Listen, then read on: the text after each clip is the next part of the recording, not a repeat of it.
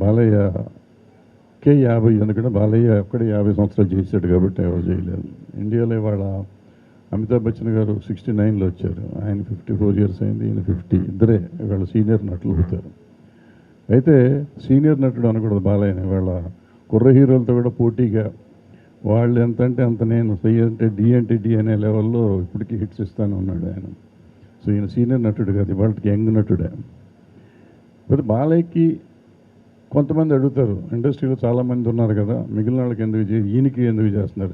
అందరికీ చేసాం, అంతకుముందు రామారావుకి చేసాం, చిరంజీవి గారికి చేసాం, చిరంజీవి గారి పద్మభూషణ్ వచ్చినప్పుడు చేసాం, అట్లా అవసరం వచ్చినప్పుడల్లా ప్రతి ఫంక్షన్ ప్రతి వాళ్ళకి చేస్తూనే ఉన్నాం. ఇప్పుడు బాలయ్య గారికి 50 సంవత్సరాలు అయింది, ఎందుకు 50 సంవత్సరాలు చేసిన నటుడే లేడు ఎవరు. బాలయ్య, నాకు తెలిసిన బాలయ్యకి ఏంటి స్పెషల్ అంటే, బాలయ్య చిన్నప్పటి నుంచి కూడా, మొదటి నుంచి కూడా, ఆయన స్కూల్కి వెళ్ళే రోజుల నుంచి ఈ రోజు వరకు కూడా ఏంటో తను సామాన్యుడిలాగానే తిరుగుతాడు. ఒక ఎన్టీ రామారావు గారు అబ్బాయి అని ఎప్పుడు అనుకోలేదు, అప్పుడు అనుకోలేదు, ఇప్పుడు అనుకోలేదు, ఇప్పుడు హీరో అని కూడా అనుకోడు. ఆయన ఏదో ఒంటరి కారు వేసుకుని వెళ్ళిపోతాడు ఎక్కడికన్నా, ఏ సెంటర్లో కావాలన్నా మా తనే వెళ్తాడు, ఎక్కడికి వెళ్ళినా ఒకటే వెళ్తాడు. పక్కన బౌన్సర్లు ఉంటారు, ఎవరన్నా కొట్టాలంటే ఆయనే కొడతాడు, ఎవరిని కొట్టనివాడు, బౌన్సర్లు అక్కర్లేదు ఆయనకి. సో ఆయన అలాంటి హీరో అనగానే ఇప్పుడు ఏంటంటే మామూలుగా మనం 10 మంది ప్రొడ్యూసర్లు వెనకాల బౌన్సర్లు అవి తప్పకుండా తప్పకుండా తప్పకుండా అంటారు, ఈయనకి అదేమి ఉండదు. ఈయన తప్పకుండా లేదు, 2 పీకితే సరిపోతుంది. సో ఒక విచిత్రం నేను చూశాను బాలయ్యని.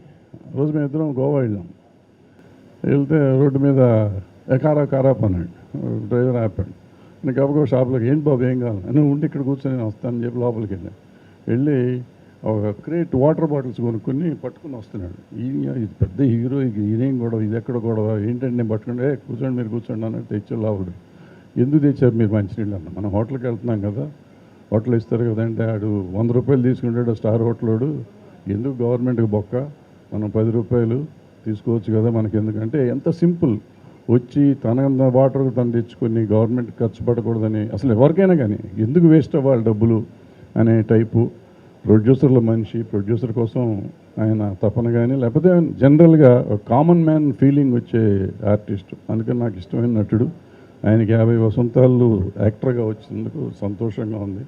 ఈ ఫంక్షను మా chamber, producers council, movie artist association, federation, అంటే ఇండస్ట్రీ అంటే చాలామంది ఏంటో తెలియక మూవీ ఆర్టిస్ట్ అసోసియేషన్ చేయలేదా, లేకపోతే వాళ్ళు చేయలేదా, వీళ్ళు చేయలేదా అంటారు.